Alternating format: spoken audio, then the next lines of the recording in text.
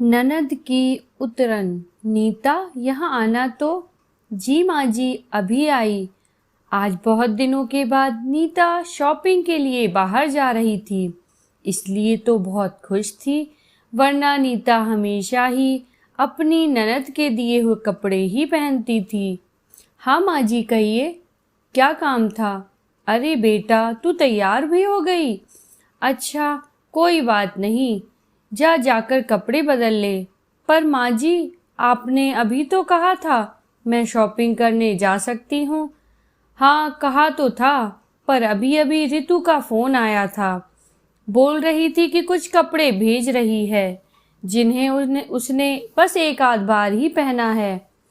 तू तो जानती ही है बेटा, रितु की आदत, उसको कपड़े एक बार के बाद दोबारा पहनना पसंद ही नहीं है, और ना ही उसके ससुराल वालों को पहनाना पसंद है। बड़े घर की बहू जो ठहरी, रितु ने कहा, भाभी को तो आदत है और उनको कौन सा कहीं बाहर जाना है, तो मन हो तो पहन लें। बेटा, तू तो समझदार है, कपड़ों में क्यों पैसे बर्बाद करने। अभी पैसों की बचत करना जरूरी है। आखिर तुम्हारी एक बेटी है, और बेटियों का खर्चा कितना होता है। रितु को किस बात की चिंता, उसका तो एक बेटा है, और लड़कों के खर्चे ही कहाँ होते हैं। समझी बेटा?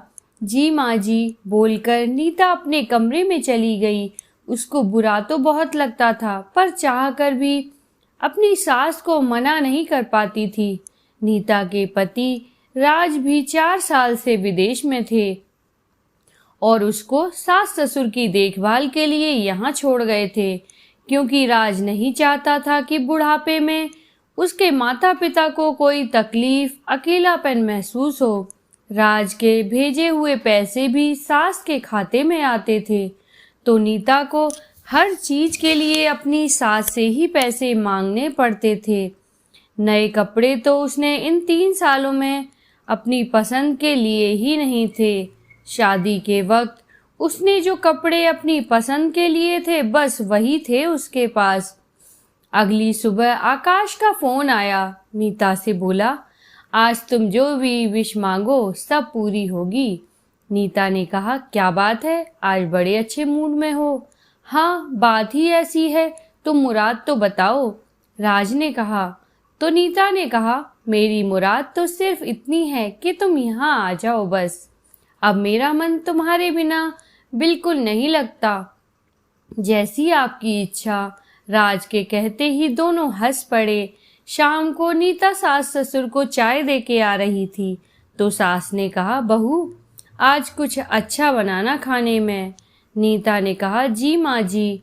नीता किचन में रात के खाने की तैयारियों में लगी थी कि तभी उसकी बेटी के चिल्लाने की आवाज आई। नीता भाग गई देखने की क्या हुआ। नीता ने देखा, सामने राज ने बेटी को गोद में उठाया था। उसे एक बार तो अपनी आंखों पर भरोसा नहीं हुआ। राज ने नीता को गले लगाते हुए बोला, क्या हुआ, ऐसे क्यों देख रही हो? नीता ने कुछ नहीं का इशारा करते हुए गर्दन हिलाई। आज नीता की खुशी का ठिकाना नहीं था। नीता ने राज से पूछा, माँ बाबूजी को पता था कि आप आने वाले हो? राज ने कहा, हाँ। तब तक नीता की सास ने आवाज लगाई, बहू। नीता ने कहा, आती हूँ। उसके बाद सब रात के खाने पर इकट्ठा हुए, तो नीता की सास बोली, बड़े अच्छे मौके पर आया बेटा। कल रितु की ससुराल में नए घर का उद्घाटन और अखंड रामायण का पाठ रखा गया है, और खाने पर भी बुलाया है, तो सब साथ में चलेंगे। रितु तुझे देखकर खुश हो जाएगी। हाँ माँ, इसी बहाने उससे मिलना भी हो जाएगा। अगले दिन जब सब तैयार हो रहे थे, तो राज ने नीता से कहा, तुम भी तैयार हो जाओ। तो नीता ने कहा कि मैं नहीं जा रही, आप लोग होकर आइए। लेकिन तुम अकेली यहाँ क्या करोगी? राज ने कहा। तब तक नीता की सास बोल पड़ी, अरे बेटा, यह क्या करेगी जाकर, किसी को जानती भी नहीं है। राज ने आश्चर्य से पूछा कि क्या तुम पिछले 3 सालों में गई ही नहीं रितु के घर? अच्छा चलो, जब मिलोगी तभी तो पहचान होगी। अब नीता की सास का मुंह बन गया था। तब तक नीता ने पूछा, माँ जी कौन से कपड़े पहनूं? तब तक राज ने कहा, यह क्या है नीता, जो तुम्हारी मर्जी हो पहनो, पर जल्दी करो, यह क्या बचपना है। क्योंकि राज घर की बातों से अनजान था। अच्छा रुको, मैं ही देता हूँ, और नीता को साड़ी निकाल कर दे दी। साड़ी देखते ही नीता की सास नीता की तरफ देखने लगी। क्या हुआ नीता, जल्दी करो। जी बस आई, नीता ने कहा। सब ऋतु के ससुराल पहुंचे। ऋतु माँ को देखकर बहुत खुश हुई और पूछा, क्या हुआ माँ, भाई नहीं आए? इतने में राज ने आवाज दी कि मैं आ गया ऋतु। ऋतु ने जैसे ही कदम आगे बढ़ाए, उसके कदम अपनी भाभी को अपनी साड़ी में देखकर वहीं रुक गए।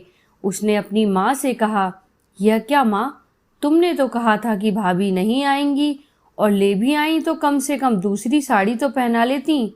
सब क्या कहेंगे। यहाँ इतने में राज ने पूछा, क्या हुआ ऋतु, तू खुश नहीं हुई मुझे देखकर? अरे नहीं भैया, ऐसा नहीं है, आओ ना अंदर। तभी उसके परिवार के लोग भी वहां आ गए। सब एक दूसरे से मिल रहे थे। जैसे ही नीता ने ऋतु की सास के पांव छुए तो ऋतु की सास ने ऋतु की माँ को कहा, क्या बात है समधन जी, ननद की उतरन भाभी को पहना दी आपने। लेकिन ऋतु ने तो हमसे कहा कि यह गरीबों में दान के लिए कपड़े भेजती है। तभी राज ने कहा, ऐसा नहीं है आंटी जी, आपको गलतफहमी हुई है। मेरी माँ ऐसा नहीं कर सकती। हो सकता है दोनों साड़ियाँ एक जैसी हों।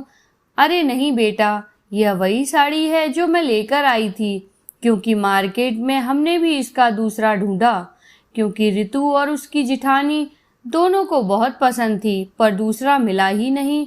इतना सुनते ही राज अपनी माँ और बहन की तरफ देखने लगा और फिर नीता की तरफ देखा। सबकी झुकी नजरें सारा सच बयान कर रही थीं। तभी ऋतु की सास ने बोला, कोई बात नहीं, इसमें क्या हुआ, ननद का ही तो है। वैसे भी मिडिल क्लास लोगों में तो यह आम बात है, पर हम अपनी बहुओं को लक्ष्मी मानते हैं और उनको किसी की भी उतरन नहीं पहनाते।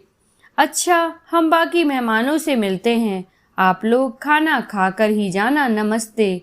तभी राज ने नीता और अपनी माँ को बोला, अब हमें भी यहाँ से चलना चाहिए। तभी ऋतु ने बोला, पर भैया ऋतु, हमें चलना चाहिए, तुम अपना ससुराल और फंक्शन संभालो। इतना कह के सब घर आ गए। घर आते ही राज ने नीता से कहा कि तुम अलमीरे से अपने और ऋतु के कपड़े अलग करो अभी। कपड़े देखते ही राज ने नीता से पूछा, अपने बाकी नए कपड़े कहाँ रखे हैं? तो नीता ने कहा, आपके जाने के बाद मैंने ना कोई कपड़े लिए और ना ही बाजार गई। सारी बात बताते बताते उसकी आंखों में आंसू आ गए। तब राज ने अपनी माँ की तरफ देखा। आज उनके पास कोई जवाब नहीं था। फिर राज ने अपनी माँ से कहा, माँ, जब मैंने भाई होकर बाप का फर्ज निभाया था तब आपने क्यों नहीं मना किया था? बाबूजी ने तो ऋतु की शादी उस घर में करने से मना कर दिया, कहते थे कि मेरी इतनी हैसियत नहीं कि मैं उस घर में अपनी बेटी की शादी नहीं कर सकता। तब मैंने ही उस शादी की जिम्मेदारी ली थी और तब उन लोगों ने जितना दहेज मांगा हमने दिया कि ऋतु को कभी सुनना ना पड़े। और आज क्या हुआ, बनी बनाई इज्जत सब खराब हो गई। इसमें नीता का कुछ नहीं गया, सब हमको और वहाँ ऋतु को ही सुनना पड़ेगा कि अपने घर की बहू की इज्जत नहीं कर सकते। आज थोड़े पैसे बचाने के चक्कर में हमारी इज्जत गवा बैठे। फिर राज ने नीता से कहा, ऋतु के सारे कपड़े बैग में कर दो, ऋतु जब भी आए उसको दे देना, और हाँ, आगे से कभी किसी की उतरन मत पहनना। हम कल ही चलकर तुम्हारे लिए शॉपिंग करेंगे।